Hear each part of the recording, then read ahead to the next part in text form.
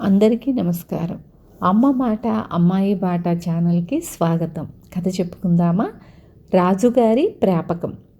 పుష్పగిరి నగరంలో ధనంజయ్య, గోపయ్య అనే ఇద్దరు వ్యాపారులు రాజవీధిలో దుకాణాలు పెట్టుకొని సుగంధ ద్రవ్యాల వ్యాపారం చేస్తూ ఉండేవాళ్ళు.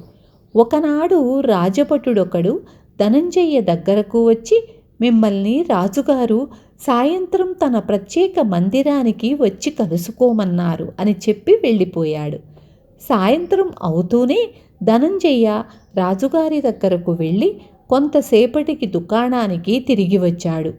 భటుడి ద్వారా రాజుగారి నుంచి పిలుపు రావడం, ధనంజయ్య రాజభవనానికి వెళ్ళి రావటం గమనించిన గోపయ్య ధనంజయ్య వద్దకు వెళ్ళి, నిన్ను రాజుగారు పిలిపించారు కదా, కారణం ఏమిటి అని అడిగాడు.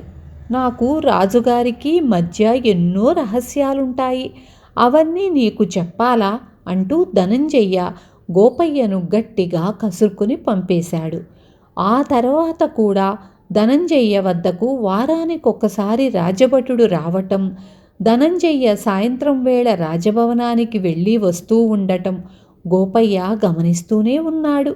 రాజుగారి దగ్గరకు ధనంజయ్య ఎందుకు వెళుతున్నాడో ఎంత ఆలోచించినా గోపయ్యకు అంతుపట్టలేదు.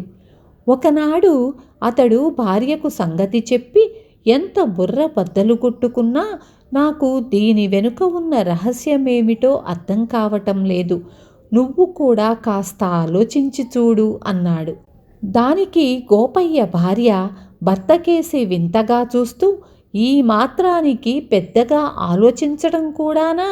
ఆ ధనంజయ్య వారానికొకసారి రాజుగారి దగ్గరకు వెళ్ళి వస్తున్నాడంటే ఆయనకు రాజుగారి ప్రాపకం ఉందన్నమాట అన్నది.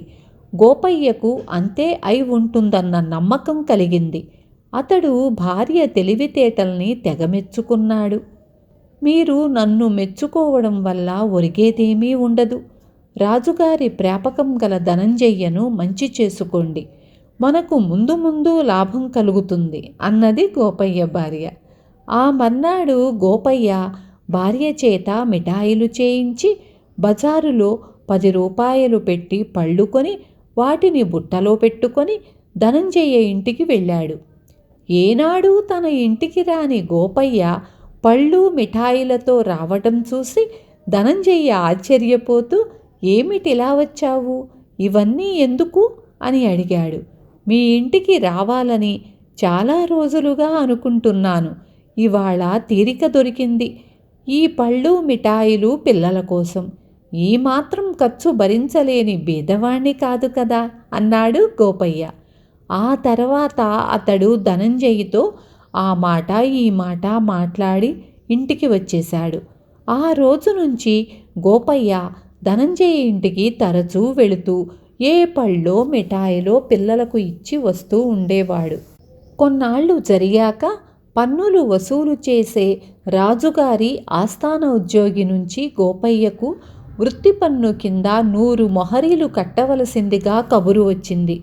ఆ మర్నాడు గోపయ్య దుకాణానికి బయలుదేరుతూ, నేను సాయంత్రం పన్నులు వసూలు చేసే అధికారి దగ్గరకు పోయి పన్ను కట్టి రావాలి, బహుశా ఇంటికి తిరిగి రావడం కాస్త ఆలస్యమవుతుంది అన్నాడు భార్యతో.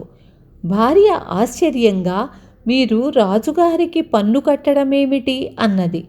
భార్య ప్రశ్న అర్థం కాక గోపయ్య విసుక్కుంటూ, ఆ చెప్పేదేదో తెలిసేటట్టు సరిగ్గా చెప్పరాదా అన్నాడు. మీకు సాటి వ్యాపారస్తుడైన ధనంజయ్య స్నేహితుడు, ఆయనకు రాజుగారి ప్రాపకం ఉంది. అలాంటప్పుడు మీరు పన్ను కట్టకపోతే ఆ అధికారి ఏం చెయ్యగలడు? రాజుగారు మీ మీద ఎలాంటి చర్య తీసుకోడు అన్నది గోపయ్య భార్య. గోపయ్యకు భార్య మాటలు బాగా నచ్చాయి. అతడు పన్ను కట్టకుండా ఊరుకున్నాడు. వారం తరువాత గోపయ్య దగ్గరకు ఒక రాజభటుడు వచ్చి, మిమ్మల్ని రాజుగారు సాయంత్రం తన ప్రత్యేక మందిరానికి వచ్చి కలుసుకోమన్నారు అని చెప్పి వెళ్ళిపోయాడు. ధనంజయ్య కారణంగా తనకు రాజుగారి ఆదరణ దొరకనున్నదని సంతోషిస్తూ ఆ సాయంత్రం గోపయ్య రాజుగారి ప్రత్యేక మందిరానికి వెళ్ళాడు.